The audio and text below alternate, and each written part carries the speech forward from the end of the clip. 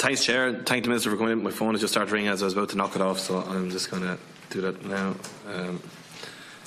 Sorry about that. Thanks, Minister, and thank officials for coming in before us. Minister, a couple of specific points. Over the summer, I would have met with a couple of car dealerships in Kildare, constituents of mine, who would have highlighted to me concerns they had around changes in the upcoming CO2 testing regime due in 2020, and that the change in bans, the impact this might have on price differentials between old and new cars, and the impact on price differentials this can have as well on car imports.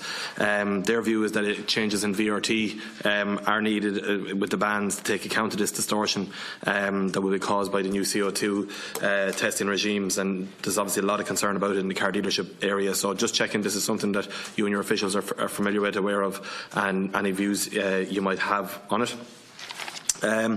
Also then, you referenced Brexit, and I suppose we're all concerned about Brexit preparedness. Looking at key economic indicators as to how prepared our businesses are, I'm conscious that the economic operators registration and identification number is something that any Irish business would need if they want to trade, to import or export in or out of the EU. Obviously, Irish business would need to have an EORI number to be able to trade with the UK post-Brexit. Similarly, UK businesses would need to have that to trade back. So do you have any statistics or numbers as to where we are at in terms of applications for EORI numbers, and has there been an increase in that in recent times? And then finally, last week we had Seamus Coffey in here from the Fiscal Advisory Council, and when in questioning them I would have raised my concerns about the role of opposition in terms of costing and budgeting, and in particular I raised Fianna Fáil's growing list of spending promises to every group they seem to meet, totalling 4.35 billion in the first 6 months of 2019. Mr Coffey in his response highlighted the narrow mandate that IFAC have to assess fiscal and macroeconomic plans as set out by government. Other EU countries, he highlighted, that have bodies similar to theirs with a similar mandate would also do similar work on costings and plans of opposition parties. So I've just written to you yesterday on that to ask if your department is open to enabling a broader costings function within IFAC's policy framework. So there are 3 questions now, Chair. Thank you, Chairman, and thank you, Deputy. Firstly, in relation to your point about the CO2 testing regime and the consequences for the motor industry here in Ireland, I met SIMI, who are the representative body for the car dealership business here in Ireland, and I had quite a lengthy discussion with them in relation to, first, their concerns regarding the proposed impact of bringing in real-time emissions on the tax payments that would be due on cars, and we also had a lengthy discussion about the whole issue that car imports are having on the sale of new cars here in Ireland. And obviously that kind of mix also has consequences for where we are with tax collection, and I saw some comments from them today on that issue. All I should say at this point is I'm certainly aware of the issues that they have raised, and we will give them consideration.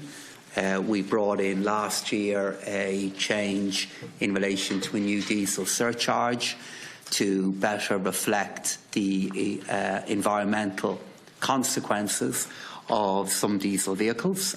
So we put that in place, and I'll be having a look now across the coming weeks at whether any further changes are needed. But I am aware of some of the things that are happening in the car industry at the moment, and some of the changes both in the number of new cars being sold and the composition of the all car sales in our country at the moment.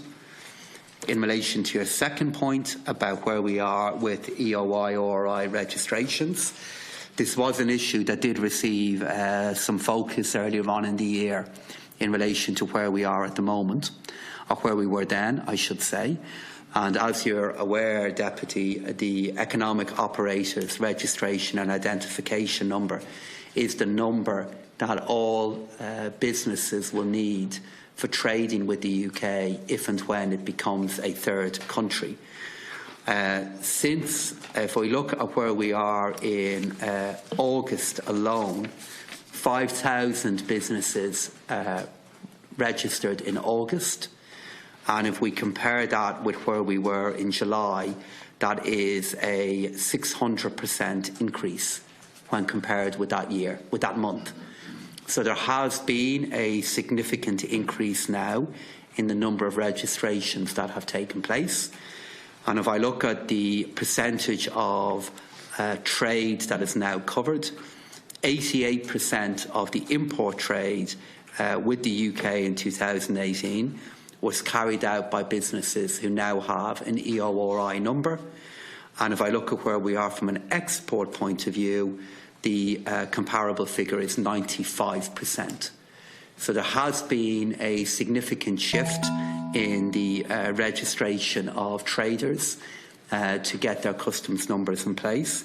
That being said, my concern would be that we have a cohort of a large number of smaller countries, and even though their share of trade with the UK is small, or the share of the imports that they use from the UK is small as a percentage of total trade, these are still companies of which there are many, all of whom employ people, all of whom create income and jobs in their communities.